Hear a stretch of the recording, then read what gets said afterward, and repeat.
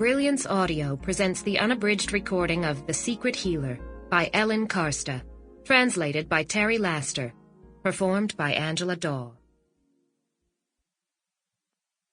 Prologue.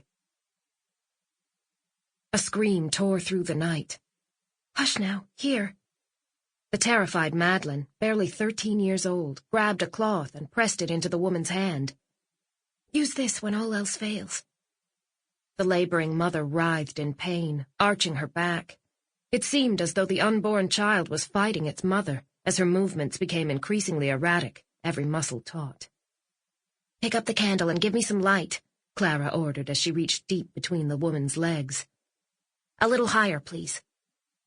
Madlen held the candle over Clara's head, in the hope that Clara would be able to see well enough to finally bring the baby into the world.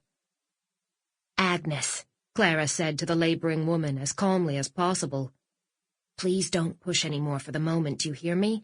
The baby hasn't turned yet, and I think its umbilical cord may be wrapped around its neck. If you keep on pushing, the baby will choke to death." "Please get it out," groaned Agnes, completely exhausted. "I need to push. I just want to get it out." Clara threw Madlen a helpless look. It had been a long time, and they weren't making any progress. Another contraction came, and again Agnes arched her back to push the child from her womb. "We've got to calm her down somehow," Clara whispered anxiously.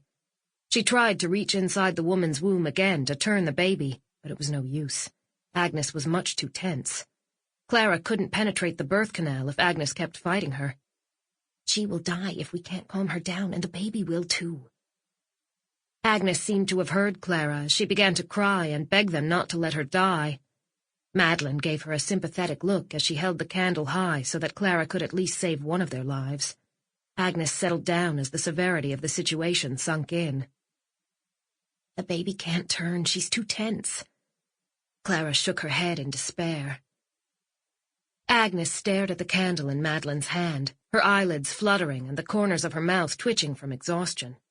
Madlen noticed that the dancing candlelight seemed to mesmerize her, and slowly moved the candle back and forth behind Clara, who still squatted in front of Agnes's legs, hoping for a miracle. Agnes's eyes followed the light, right to left, then back again. Madlen knelt down and continued to move the candle ever so gently, back and forth. "That's good," said Madlen, taking a deep breath. She thought about the calm voices of the priests at Sunday Mass and tried. Sample complete. Ready to continue?